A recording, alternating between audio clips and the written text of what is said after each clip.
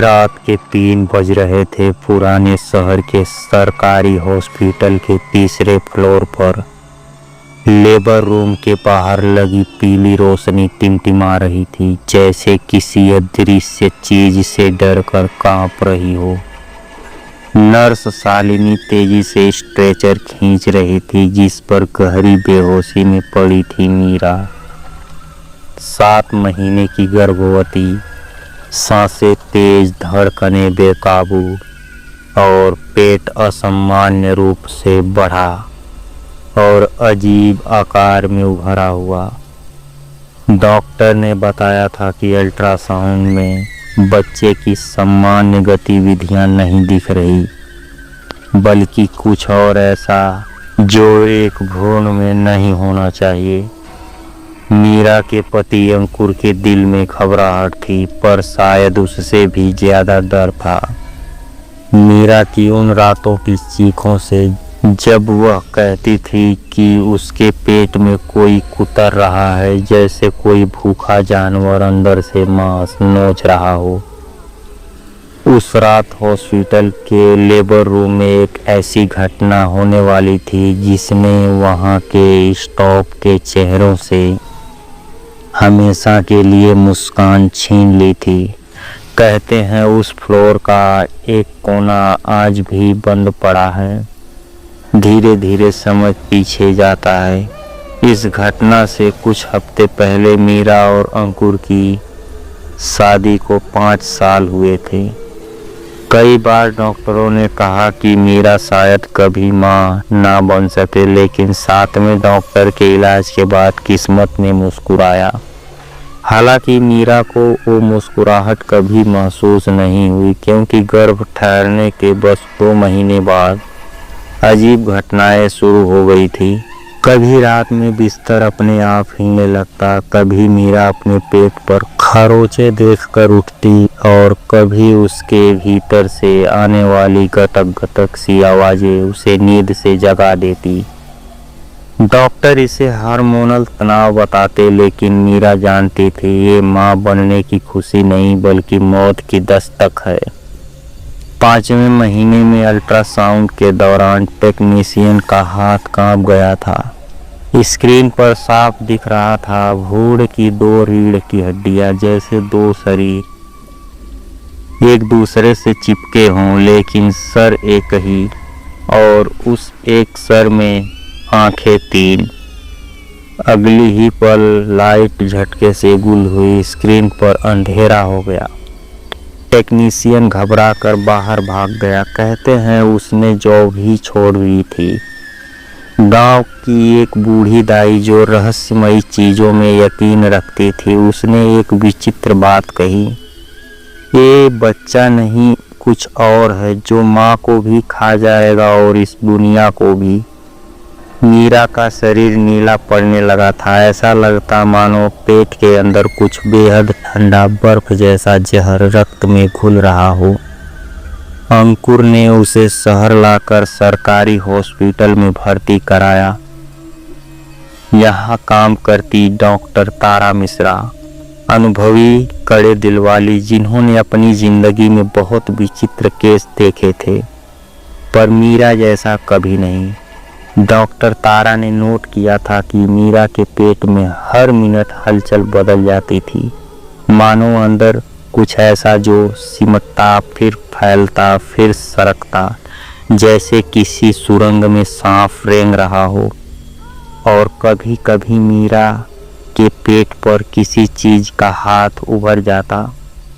5 उंगलियां स्पष्ट, पर इंसानी उंगलियों से लंबी। मीरा दर्द से चिल्लाती रही, लेकिन डॉक्टर इस भय की असली वजह समझ नहीं पा रहे थे। रात जब ज्यादातर वार्ड सो रहा था, लेबर रूम की चुप्पी अचानक टूट गई। मीरा की धड़कनें बेहद तेज हो गई थी, जैसे दिल नहीं ड्रम बज रहा हो। मशीनों की बीप अचानक अनियंत्रित। नर्स शालिनी ने देखा मीरा की नाभि से एक काली नस धीरे धीरे बाहर निकल रही थी। वो नस किसी जीव की पूंछ की तरह हिलने लगी। शालिनी दहशत में पीछे हट गई, पर तभी वो नस अचानक हवा में ऊपर उठकर शालिनी के चेहरे को छू गई। उस स्पर्श में इतनी ठंड थी जैसे किसी बर्फीले स्वगृह के सबसे पुराने बच्चे की उंगली हो। शालिनी चीख भी नहीं पाई, बस बेहोश होकर गिर पड़ी। अंकुर दरवाजे पर था, अंदर सब देख चुका था। उसकी दुनिया उसी पल टूट गई। डॉक्टर तारा मीरा के पास आई। उन्होंने देखा मीरा की आंखें पूरी तरह सफेद हो गई थी, कोई पुतली नहीं। शरीर काला पड़ चुका था और पेट किसी कब्र की तरह धीरे धीरे उभर रहा था, जैसे अंदर से कुछ बाहर आने के लिए मिट्टी तोड़ रहा हो। डॉक्टर ने तुरंत इमरजेंसी ऑपरेशन का फैसला लिया। हाथ कांप रहे थे पर दिमाग आदेश दे रहा था, ये बच्चा नहीं, इसे रोकना होगा। उन्होंने चाकू उठाया, लेकिन तभी मीरा ने सांस रोक ली और दिल धड़कना बंद हो गया। अंकुर अंदर भागा, डॉक्टर उसे रोक ना सकी। उसने मीरा का हाथ थाम लिया। मीरा बिल्कुल शांत, जैसे कोई बहुत लंबा दर्द अभी अभी खत्म हुआ हो। लेकिन फिर एक असंभव चीज हुई। मीरा के पेट पर अचानक तेज लोहे जैसा प्रहार हुआ अंदर से, और फिर एक एक कर दरारें पेट पर उभरने लगी। कूदता, फटता, फाड़ता अंदर का जीव बाहर निकलना चाहता था। अंकुर के हाथ से मीरा की कलाई छूट गई और पेट एक झटके से फट गया। खून की धार दीवार तक उछल गई। ऑपरेशन टेबल लाल दरिया में बदल गया। एक चिपचिपा काला चमड़ी रहित जीव पेट से निकलकर तेजी से बाहर सरक गया। उसका सिर इंसानी था, पर चेहरा अधूरा, मां के खून में नहाया हुआ। पीठ पर दो उभार जैसे पंख बनने वाले हों और शरीर पर चिपके टुकड़े मीरा की ट्रेनिंग गाउन के, जैसे वो उसके मांस से जन्मा नहीं, काटा हो।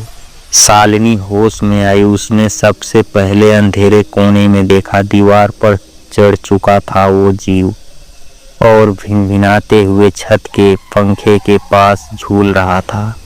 अंकुर ने आगे बढ़कर उसे पकड़ने की कोशिश की, लेकिन जीव ने मुड़कर ऐसा गर्जन किया जो किसी नवजात के रोने जैसा भी लगा और किसी दानव की हंसी जैसा भी। अगले ही पल वो दीवार पर लहराते हुए खिड़की के रास्ते अंधेरे में गायब हो गया। पीछे रह गया था मीरा का निर्जीव शरीर, खाली, जैसे अंदर कभी कुछ था ही नहीं। अंकुर जमीन पर गिर पड़ा। उसकी दुनिया एक ही रात में खून बनकर फट चुकी थी।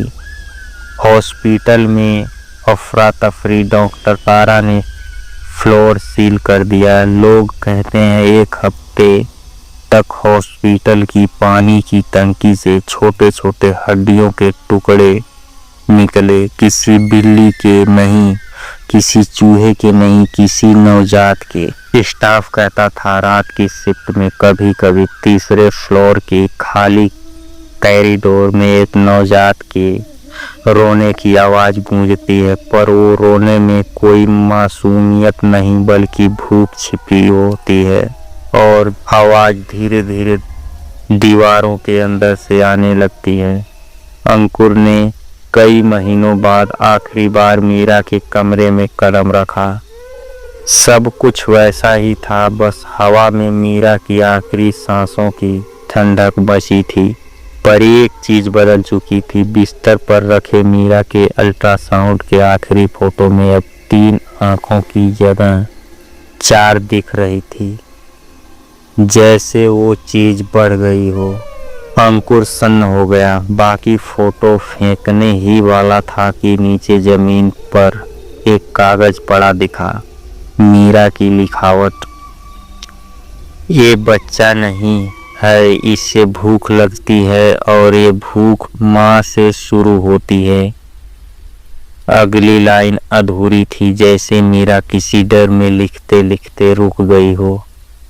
अगर मैं मर जाऊं कलम यहीं गिर गई थी, लेकिन कागज के कोने में लहू सूख चुका था। किसका था किसी को पता नहीं।